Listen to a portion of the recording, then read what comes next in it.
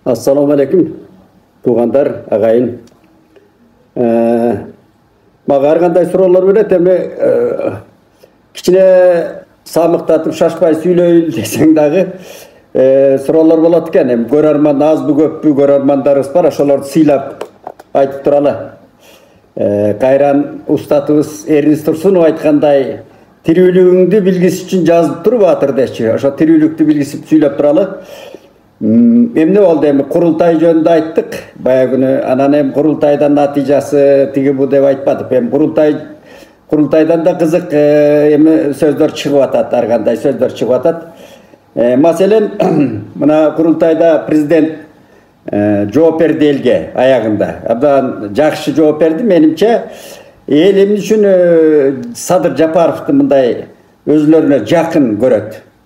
Ошондой жөнөкөй, элдин тили менен, элдин арасынан чыккан, ошондой мындай жарык маанай менен сүйлөгөнү, түз, жанагыдай жазалгалабай сүйлөгөнүн жакшы көрөт да.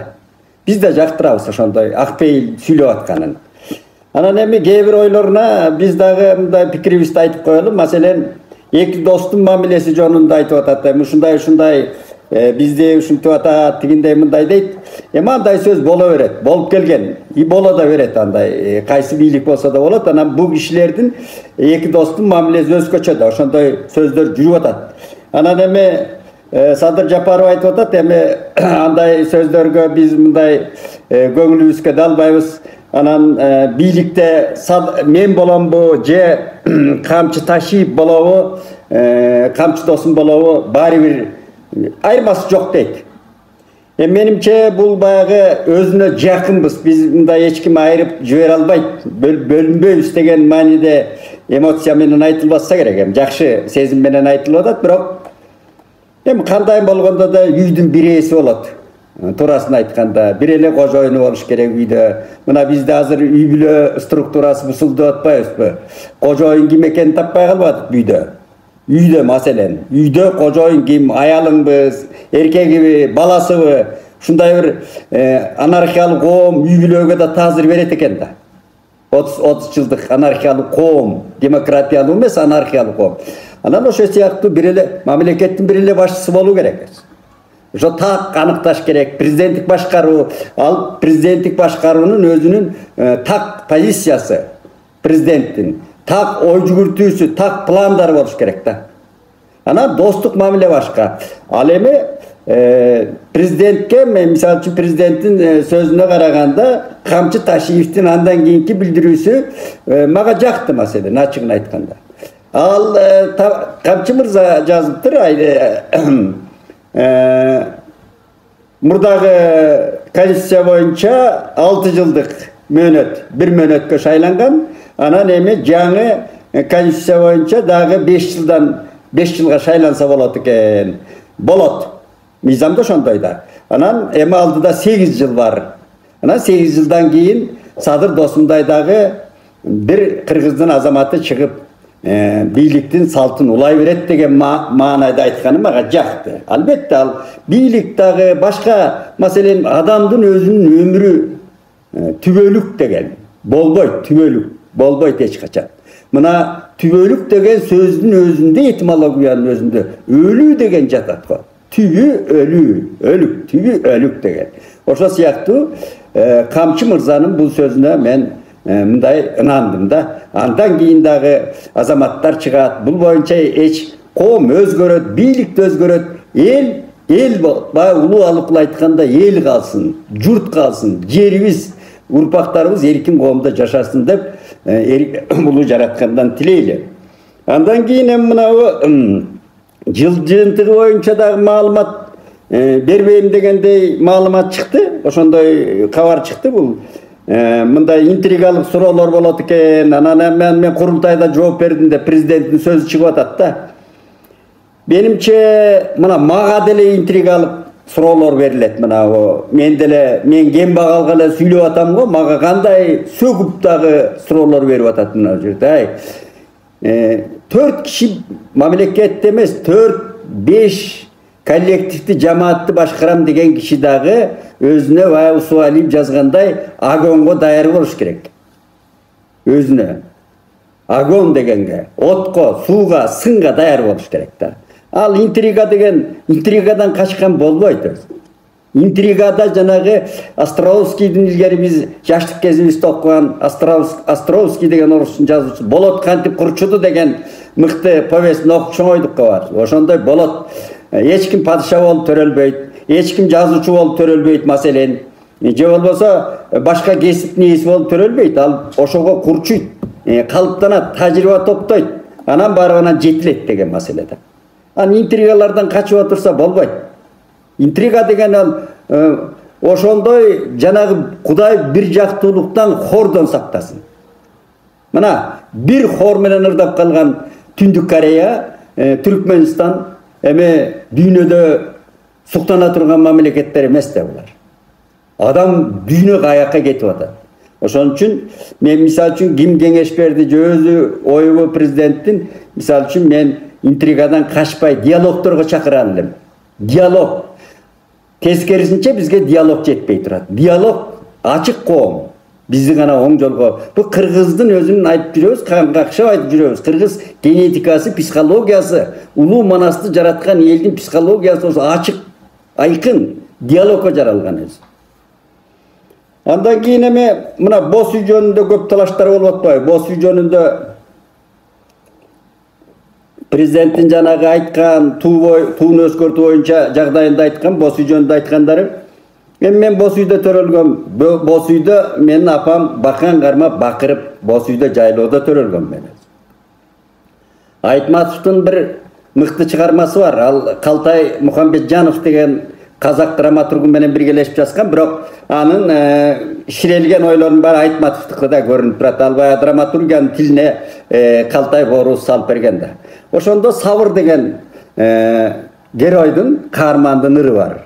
Жана классташтардын ичинде катышпаган каармандын. Эмне дейт ал? Сабырдын бир мыктыры бар да, ушул Айтматовдун өзүнүн ыры да бул өзү. Мындай айтканда. Өттү кетти жаш убагым, азыр картаң курагым. Сагынганда кайра келип, эски журтта турамын. Апам да жок, бос үйдө жок, кулагыма суунун шары угулат. Көзүңө жаш келет да. Боз үйдө чоңойдук, боз үйдө ойно бересеге жеттик. Мына көчмөндөр оюндары менен 19-жылы эмеге мына Сауд Арабиясына барганда мен улуу Арабия чөлүнөн репортаж деп жаздым. Ошондо Аскат Акбаевдин жетекчилиги менен 50 бос үй алып барган экен, 50. Мына Нарын Ысык көлдөн тандамал бос үйлөр акчанын күчү менен ошолор калды Арабияда. Эми кийин арабтар жыл сайын чакырат, ушундай тигип турат, ушинтип турат дейт. Эми мен ошондо кетип атып жазганмын. Мен энелерим калгандай болду чөлдө деп көзүмө жаш келип жазгам да. Бос үй деген бул кыргыздын өзү каны жаны. Саңгылымдык каны жаны да бос үй.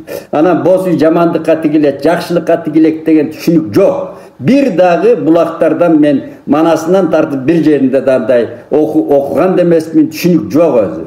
Бос үй өлгөндө да бос үй тигилет, тиригибизде бос үй тигилет, кубанычыбызда да бос үй тигилет. Чамгарактар жөнүндө эч кандай сөз жок ал өзү. Ал эми туурасын айтканда ал болбогон сөздөр да.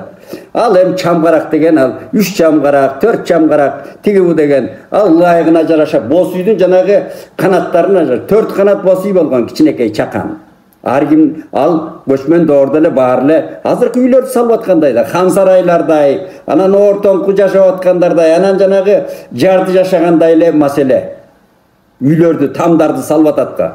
Ошо сыяктуу эле бос үйдүн 4 канаты болгон, 5 канаты, 6 канат. Анан эң чоң бос үй 12 канат. Бул 19-кылымдагы мына эки түн аркалык кыргыздардан эки чоң манапта болду. Ормон ханда болду 12 канат бос үй. Мен тарыхта ушу санжырачылардын баарында эле ошол кездешет. Анан Боронбай бийде болгон 12 канат. Боронбай бийдин 12 канат бос үйүн сүрөттөгөндө Адамбек деген черик элчиликке келгенде Ажыбек Баатырдын ашына чакырылбай алып Боронбай ачуусун басыш келгенде сүрөттөп атпайбы? Бос үйдүн бир жагында байбичелер тиги эпчи жагында ийи кирип отуруп сайма сайып келиндер дейт. Бир төрдө аксакалдар упай ойноп сүйлөшүп отурат дейт. Эр жагында болсо балдар чукатып атат дейт. Анан берки ооз жагында, коломто жагында бийис ойлоп аткан экен, жылкы сойлоп. Анан ошо Боронбай би казысы канча болду деп карап турган дейт. Эмне деген боз үй сүрөттөлүп атат? 12 канат чоң боз үй. Мына кыргыз боз үйү.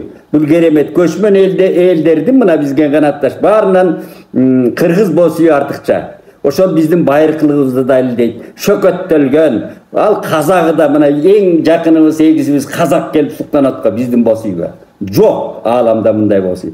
Ал жакшылыкка да жамандыкка дагы бир кыргыздын кан жаны өзү. Аны бөлүп караган эмес кыргыз. Анан кийин эми негизги темага келели. Мынау Абыкеев достун көчөкү азаттыкта сүйлөп аткан Чолпонбек Абыкеев, эми мен ирония аралаштырып сүйлөйчү жумшак. Чолпонбек достум менен калыңдыгы да кал, сабырдуулугу да бар. Көп сындайм өзү. Мынау бу курултайдын авторлору экөө. Эки менен кесиптеш калемдештерим да.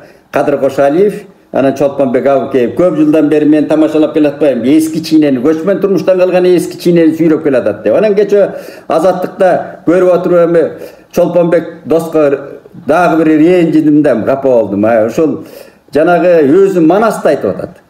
Манаста ушинтип, Манаста сын болгон, бул кыргызда эч качан сын өлүп калбайт. Азыр эле эмне биз пактакорлор деп сындабайсыз айтып атат. Эми сын деген бизде болот депчи. Анан алдыкынтып эле эми сен өзүң Манасты айтып атасың, Чолпонбек досум. Албетте жакшы, Манасты мыкты билесиң. Калемдешпиз экөөбүз. Анан мынау ааламды түптөгөнсүң, сөз эркиндигин түптөгөнсүң да кыргызда. Аны эч ким танбайт, мен дайыма айтам, кошуп. Асаба, Аалам, Кыргыз руху деген кыргыз тилдүү газеттердин ушу силер түптөгөнсүңөр. Мези Сейшимканов, Чолпонбек Абыкеев, анан мынау Султан Раев. Мына ушулар биринчи кыргыз тилдүү газеталарды, басма сөздү, эркин басма сөз түптөгөн кишилер. Анан эми жазуучулугумду мен эми тамаш иретинде эле айтып жүрөм. Анан мына курултайчы болуп жүрөсүң. Курултайчы деп тиги Сузамырга да барып алып, анан Ак бата деп дагы бир кызык хикаяңды аны да сындап тамашаладым. Эми койбойсуңбу мындайды шамалдаганды деп өзү. Анан эми кечээ ошол өзүң Манастагы терс образдардай болуп атасың да. Жана жолойду айтат го, үксөңдөп эле баса калып эле. Беркилерди дагы үксөңдөп эле баарын эле тиги сүйлөтпөй эле баса калып атасың да. Өзүң сөз эркиндигин түптөгөн кишисиң. Анан жаш балдарды келип сүйлөйүн деген балдарды эле омуроолоп эле кургузоруңду өстүрүшүң керек экен, сен тиги билимиң тайк экен. Андай болбойт да досум. Азыр 21-кылым, ал биз канчалык манауынтип кармайлы деген менен кыргыз коомун эч ким кармай албайт антип. Кайра ошолор менен жыргап, полемика кылып, өзүң акылыңды айтып, ал мындай эле деп эмоция калтырбай эле түшүндүрбөйсүңбү максатыңарды, курултайдын максатын. Анан эми ал баягындай эле тиги ушул түз эле бийликтин кампысын эле чапканда деле фанатизм менен чаба берген болбойт да. Биз дагы президенттин жакшы иштерин айтып атабыз. Мени деле айтып атат, мына мени пактакордуң чал деп сөгүп атат мени деле. Мына уякта калат. Сөздүн маанисин түшүнбөгөндөр. Азыр балдар ушундай болуп калды да. Билгени бар, билбегени бар, билимдүүсү бар, билимсизи бар. Ал биз күнөөлүүбүз ошол Акаев доорунан берки. Сен Акаев доору менен күрөшкөм деп атасың, туура күрөшкөнсүң. Ошол 15 жылдык Акаевдин жанагы талкалоо системасы, андан кийинки мына билимсиз балдар чукак болуп калды билимден. Анан аларга туура акыл айтыш керек. Анан эле каяш айтса, же сын айтса эле анан көтөрө албай барыбыз эле аларды какып силке берсек анан коом бузулат. Жанагы сөгүп атпайбы бул шакалдар деп, ак шакалдарды сөгүп атат. Ошондой болбойлу. Анан туурасын айтыш керек. Анын үстүнө мына Кубат инимде Оторбаев азаттык кичине мындай азаттык дегенде элдин баары илгертен ушул сөз эркиндиги дүйнөдө ушундай да. Мына Кубаттагы тыйып койбой кайра беркилерге да сөздү толук бериш керек. Ошо модератор башкарып отурган киши калыс болуш керек, ошо алып барып аткан. Бир жактуу болбой. Анан эле башынан аягына чейин эле Чолпонбек досум эле омуроолоп эле бүтүрүп салды. Бер жактан мен уялдым ошо балдардын алдынан. Балдар дагы жакшы маданияттуу балдар экен, билимдүү балдар экен. Чолпонбек экөөбүзгө караганда. Andan ötölü, andan ötkönde basa uşul Çolpanbek jana iki автор жөнүндө айтпадымбы көчмөндөр оюндар деп. Баягы күнү Кадыр көрүнбөйт деле кошо алып жакшы суроо берди. Кадыр чындыктан тайбай суроо берди. Жанагы кемпир-абадчылардын ачык соту жөнүндөчү. Анан Кадыр деген ошол аны сындаган мен тиги Бакиевдин адвокат деп. Анан Кадыр ошондой калыстан тайбашыбыз керек да. Жакшыны жакшы дейли. Туура эмес деп айтып жүрөлү эми. Биздин эми бере турган, ала турган деле эч нерсебиз жок. Улам жашы өйдөлөп баратат да. Калыс болсок ошондой болуш керек. Анан эми бизден фанатизм чыкпаш керек да, чыкпайт дагы. Чолпонбек кайра күлкүнү келтирип атат. Анан эми мени дагы бир кыжаалат кылган маселе кечээкү президенттин жарлыгы өңгөнүп президент топ түстү деп атпайбы?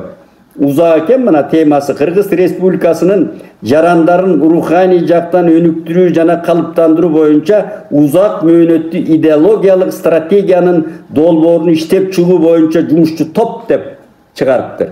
Аппаракел деп баягы биздин эңсеген Акаев доорунан бери эле келатат. Кайсы президент келбесин идеология түсөбүз дейт жок. Ал идеология жазып да көрүшкөн этектей кылып. Идеология мынау деп кыска, өтө кыска Акаевдин убагында түсүп жанагы Манастын жети осуят деген түскөн бир фальшивканы да. Манас эми жатап алып эле жекетеринде эле осуят айткансыз Манас бабабыз. Анысы Саргаев эч жерде окулбай калды, жети осуят деген. Анан эми Манасты, Айтматовду дейли, мына биздин эки урухуй дөөлөтүбүз. Анан макал лакаптарды, анан дүйнөлүк япондордой жана кытайлардай дүйнөлүк акылды алып келип ширете турган идеологиялык бир бизде туура айтып атат, стратегиялык багыт болуш керек. Ал мындай бир кагазга маанилүү түрүндө, кодекс түрүндө жазса болот. Аны элге салыш керек. Анан мен мынабу ал максаты жакшы экен. Анан мөөнөтү узагыраак экен, мына эмки 24-жылдын 1-сентябрына чейин деп атат. Мамлекеттик катчы жетекчилик кылат экен, эки жетектөөчү адис бар экен азыркы кызматкер мырзалардан. Анан калган 23-ü мүчөлөр экен. Мына мен айтайын дегеним ошо 23-нүн ичинде бир кокуй кишилер бар экен да. Мен ачык эле айтайын, эми ал кайсы адам жаңылат, жаза басат. Бирок кашайып эле ошол бир жаза баспаган кайсы коом келсе деле жана Ванка Станка деген бир оюнчук болгон, азыркы жаштар билбейби, мындай тийип койсо илгери. Тийип койсо жыгылып калат, кайра шак дегиче турат автоматически. Ванка Станкалар көп да бизде. Жыгылбайт эч. Ошол топто кимдер жүрөт? Мына мисалы үчүн атактуу Акаевдин эң жакын соратниги, идеологиясы азыркыга чейин Акаев жакшы киши экен деп айтып жүргөн Осмон Акын Ибраев. Осмон Акын аке. Осмон деп окчубуз илгери Осмон Ибраев деп биз жаш кезде жалында ага кишинин жазган адаби макалаларын окугам. Таланттуу адаби сынчы өзү. Адабиятчы. Анан кийин Акаев доорунда мына бийлик бер деп атпайбы, сына деп кыргыз. Ошол Акаевдин даканса, азыркы тил менен айтып, даканса колдоочусу да. Даканса, көздү жууп колдогон. Анан бер жакта дагы 2-3 жүрөт ошондой. Мен атын атабай эле коеюн, тисме мына Акипресске чыгып туруп окугула. Жалаң ошол Акаевдин доорунан Акаевди даканса качкычакты колдоп тургандар да. Слепой колдогондар. Шулар кириптир, ошолор түзгөн бир кезде. Ошол идеология бизди эмнеге алып келди? Талкалоого алып келген да бизди. Анан ошолор кишилерди ким сунуштаган, кайра эле кире береби ошо. Кайда бул эл журт деген. Анан дагы мен эми карысы бар, нырысы бар дейт. Эми биз дагы өлбөсөк, баягы кыргызча айтканда өлбөсөк барабыз ошо куракка. Бирок мына 80ден өтүп кеткен Жумагул абабыз Саадамбековду мен абдан сыйлайм, философ, парк кызматкер болгон убагында. Анан берки Жалгасынова Дарика деген эже соперный ырчы. Шулар да жүрөт. Эми туурасын айтканда 80 жаштан кийин эми адам өзү үйүнөн чыкпай эле мындай узкий кругта жүрүп калат эми. Жаш курак ошого алып барат экен. Көрүп жүрөбүз эми. Анан бул кошо көрсүн деп эле кошо бергенде ал жерде идеология жазап бере турган, сүйлөй турган, ошол жыйындарга байма-бай катыша турган жигердүү. Мындай ден соолугу жакшы, тың, жаш курагы дагы бир 75ден ары 80ден ооп кетелек. Баягы өтө эле бир сары тиш болуп тиш таптакыр түшүп кала элек деген кишилер болсо жакшы болор эле. Ал жигердүү талкуу болуш керек ошо. Кызуу кайнап, анан ошондон кийин идеология пайда болуш керек да. Идеология бизде даяр. Анын анча мөөнөттү узартпай эле, бир кварталда эле 3 айда жасаса болот. Ошондой жасай турган кишилер бар. Менимче мен альтернативный бир идеологиялык ушу президентке сунуштап көрсөкпү деп атам да. Мен да бир топторду мындай тырмакчанын ичинде бир чаар баштарды чогултуп алып, биздин ниетибиз акта, президентке сунуштайбыз. Эл журтубуздун келечекке болгон стратегиялык, жаштарга болгон идеологиялык долбоор, стратегия өнүгүүнүн. Аны какшап жүрөбүз. Анан эмне үчүн биз коңулда калышыбыз керек? Аны мен кирбей калганым үчүн эмес, жанагыдай тумандуу фигуралардын кирип жүргөнүнө мен кичине мындай кыжаалат болуп сүйлөп атам. Аманчылык болсун.